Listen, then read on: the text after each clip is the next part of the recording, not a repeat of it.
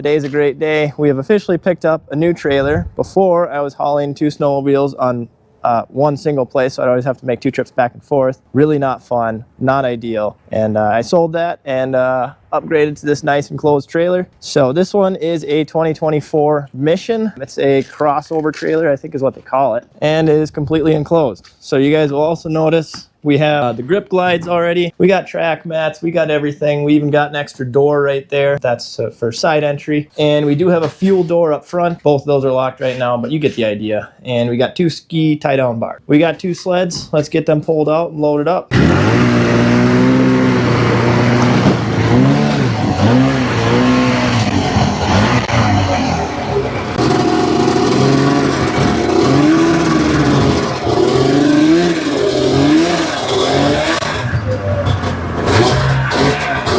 We got both the snowmobiles in there.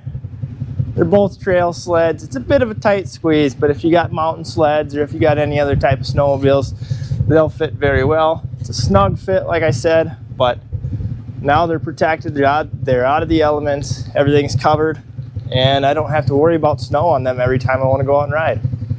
So we'll get this thing closed up. We'll bring them back, and we'll start working on them. We're back in the shop. We got the Skidoo Renegade pulled in. We're going to be doing a couple things this year. We're going to be changing the muffler. I do have the matching expansion pipe for it. However, the only way I'm going to put the expansion pipe on is if we get adequate snow, because it requires clutching. And if we don't have enough snow to really ride that much, I don't want to invest the money into all that clutch work just for a couple rides. However, we do also have a new front bumper. We're going to be we're going to be mounting a new light to that. A little bit of auxiliary lights here. I'll be doing some more night rides this year, and then I'll have more light downrange. It is a spotlight, unfortunately, which I thought it was a floodlight, but we'll try the spotlight, and if I don't like it, I'll just buy a floodlight and just swap it out real quick. We're going to give you a sound comparison from the stock muffler that is on here right now, and I got literally 0 miles on it because when I bought this, I had the dealership swap the muffler right away to the aftermarket one. I will say the aftermarket one sounds a heck of a lot better.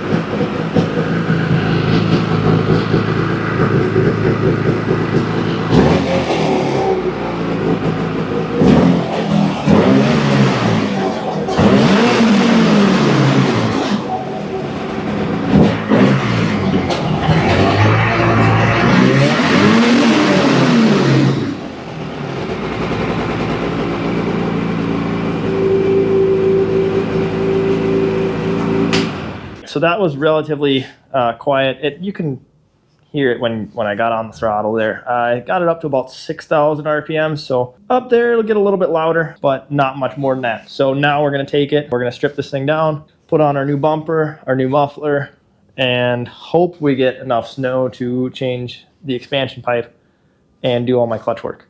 But let's get started on that.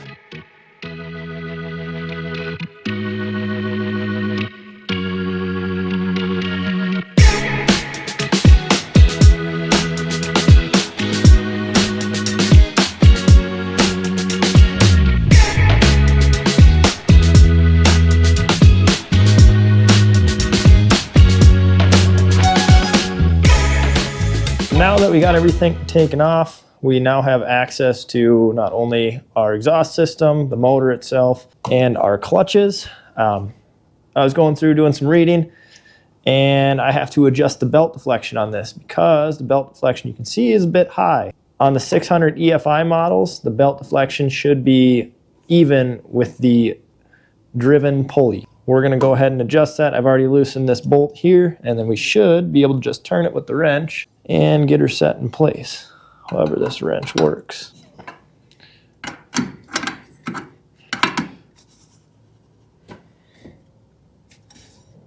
All right, that looks about good, so we can go ahead and tighten this down. To take out the expansion pipe, it looks like it's just 3 springs on the backside connected to the Y pipe.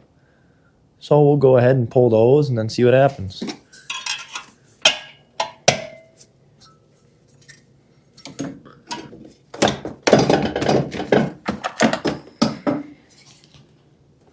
And just like that, we now have access to our front bumper, which we're going to remove here in just a minute. Looks like it's just a bolt here, and some plastic rivets. And then we can get our new bumper and start putting everything back together. It is the next day, and we are going to tackle taking off the front bumper here and replacing it with this guy. Now this is the Backwoods BMP bumper. I picked it up down at Heydays in North Branch down there, and they gave me a super sweet deal on it since I bought it there. This will finesse its way somehow in there, and then we'll bolt everything in place, and everything should work exactly as normal. Now I'm not sure what I gotta take out yet, but I'm sure there's gonna be more than just one thing.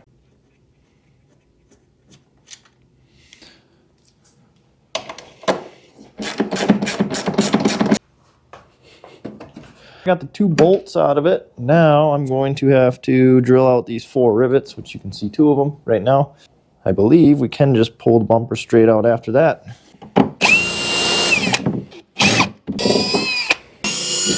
After removing the 2 bolts on the inside here and drilling out the 4 rivets, we can now pull the stock bumper out. Throw it away because nobody wants this. Actually, I don't know, maybe somebody will buy it. Maybe I'll try and sell it, but we'll see what happens. And now we can look at getting this on and test fitted, and somehow it goes in. Guessing it's gonna go back in through the bumper holes. Except I'm not sure where all this is gonna bolt up. I know I got extra mounts, so it's probably gonna sit something like that. They want 3/16 drilled here and here, and then on the opposite side. So that's what we're gonna start with. We are now able to put these in. I gotta re-reference those pictures. I can't remember how these go in. Maybe they go in like that. The mounts are gonna face out on each side and down as well. And now just loosely install them, as we do gotta slide the bumper in place. All right, those are loosely installed. We can take our bumper, just go ahead and slide it in. Now you can only slide it in one side at a time. So we go like that. And ow, don't squish your fingers like I did. All right, we finally have our bolts in, which was more of a pain in the butt than I was expecting. I don't know if it was maybe these mounts are made too short, or what was or if something else was made wrong, but like it did not want to fit at all. Fortunately though, I got it. It's in. I just got to go through and tighten everything and hope I don't seize up some bolts or whatnot. So we're gonna go ahead and do that, and then we can mount the bottom plate in support on there as well. So let's go ahead and get these tightened up and ready to go. After dealing with this bumper for way longer than I should have, I think I'm close to 2 hours in this install, and it definitely should not have taken me this long. But we can finally go through, and where we removed those rivets from the old bumper, they sent us new ones. I got 3 more sitting up there. So we can go ahead and pop our holes in the bumper and rivet it back in place. Then after that, this is complete, and I can finally get back to putting things back together. Let's go ahead and do that and see how it looks when it's done.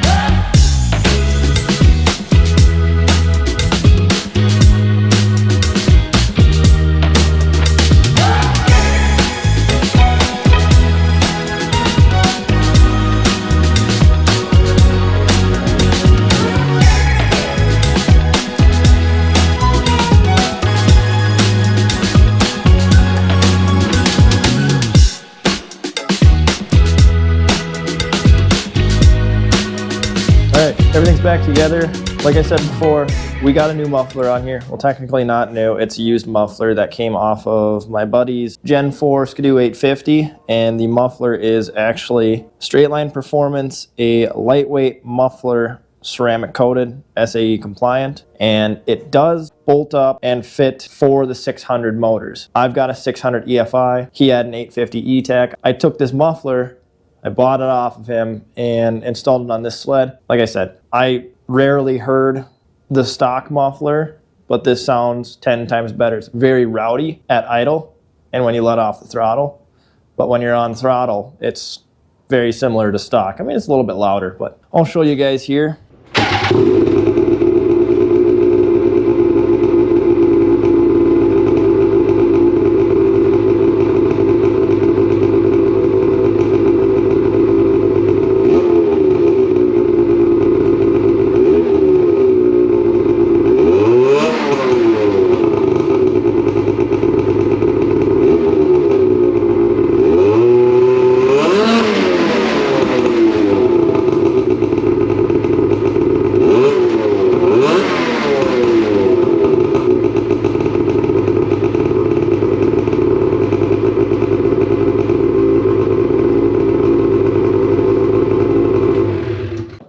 Well, it's day 3 of working on snowmobiles and prepping them for winter, and we have the 2005 Arctic Cat Sabercat in the shop today. Now, this one I picked up on trade for my 4-wheeler, and so far it's been a good sled. I mean, we went through and redid most of the clutching, so we took them apart, replaced all the bad parts in it. You know, we cleaned the carburetors. Still actually halfway clean in there. Looks like I could use some more oil, because this one is oil injected as well. So since we did rebuild the clutches, they're quite sticky right now, so it takes a little bit longer for the sled to engage, but once it loosens up after about 100, 150 miles, it should be golden.